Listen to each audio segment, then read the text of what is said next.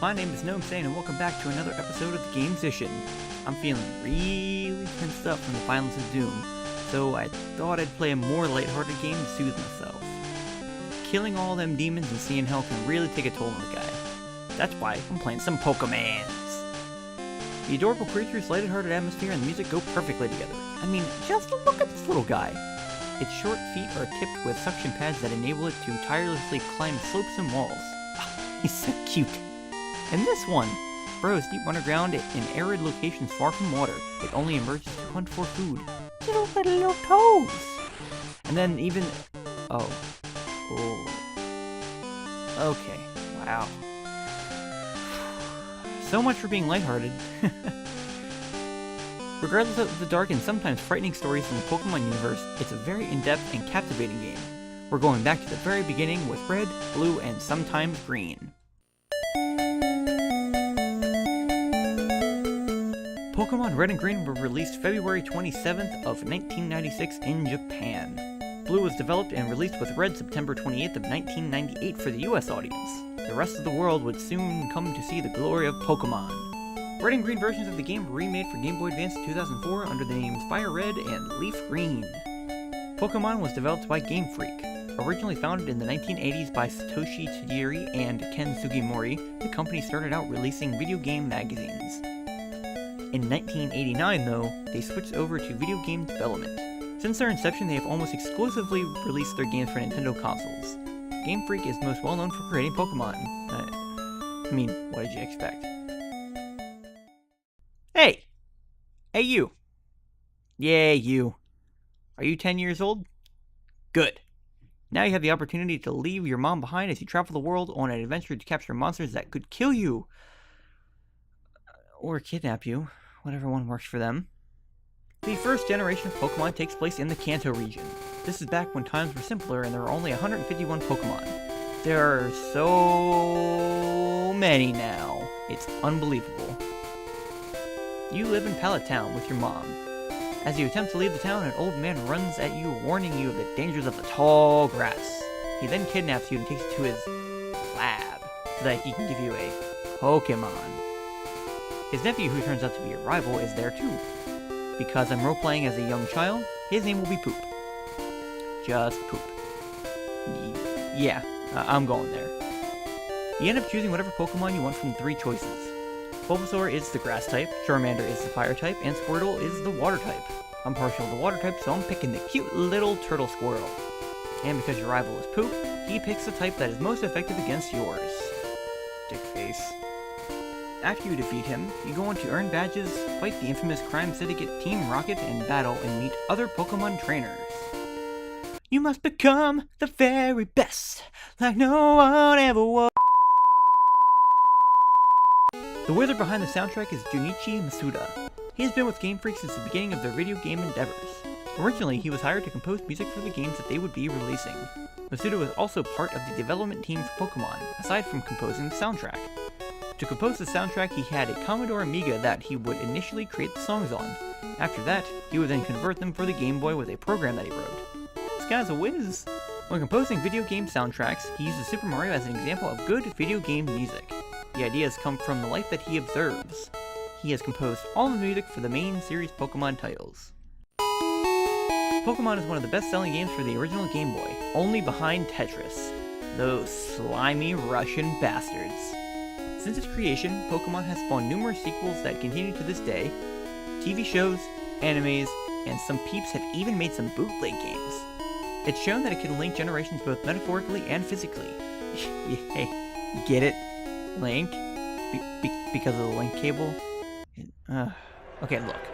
There's gonna be at least one bad joke in every episode. You may as well get used to it now. The game heavily enforces multiplayer, whether it's with trading or battling. If you're casual or hardcore, Pokemon can appeal to you. That's one of the many reasons why it's so great. Speaking of greatness, let's move on to the music.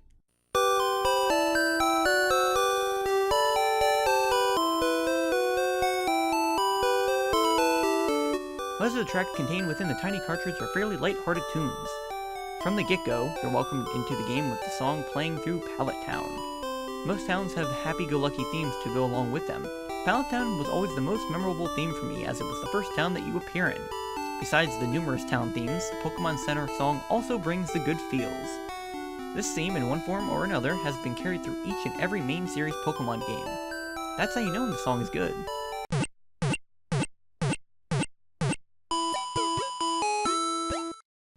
Finally, one other good vibe track I'd like to touch on is the one that plays while you're on your bicycle. I can imagine this playing as I ride a bike through a nice place, or even if I was on the road to a radiant city.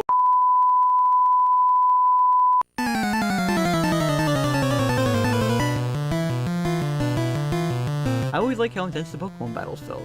Whether you were facing off with a wild Pokemon or the leader of a Pokemon gym, it always felt tense. Anyone who's anyone knows the to the Pokemon battle theme. It's poetry in motion, if I do say so myself. The intensity picks up more as the severity picks up.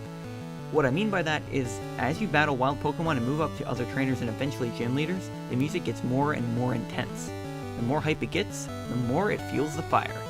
Yeah! Beat kids and take their money! When you do get to the gym leaders, the music lets you know that how important the battle is. It gets even more intense whenever you fight your rival for the title of Pokemon Champion. Come on, Poop. Give me everything you got.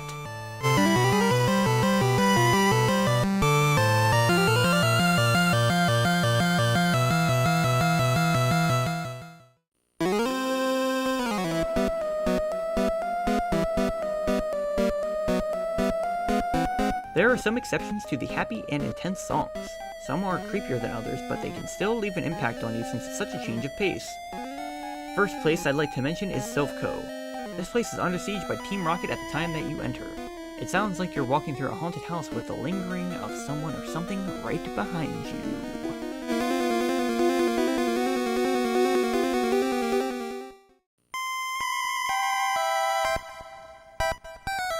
Located in Labrador Town, the Pokemon Tower is a graveyard for Pokemon. Here's where the dark stuff comes in heavy. Pokemon who aren't able to get to a Pokemon Center in time may end up here. The reverb on the tracks in the song really helps give you that spooky feeling that you don't want to feel when you're playing these games.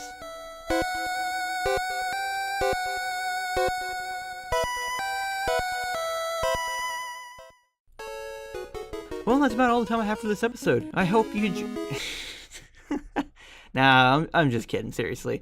When talking about spooky places in Pokemon, you have to mention Lavender Town. I mean, this is a place that has spooked so many kids, including myself to some extent.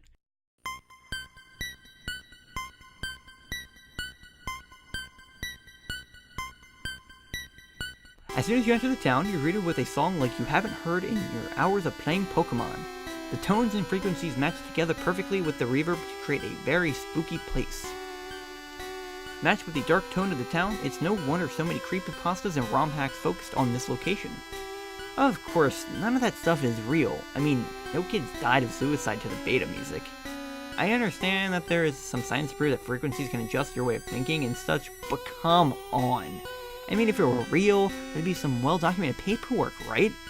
I mean, Pokemon wouldn't have...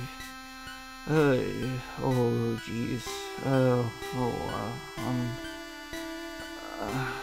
I got a headache, so, going to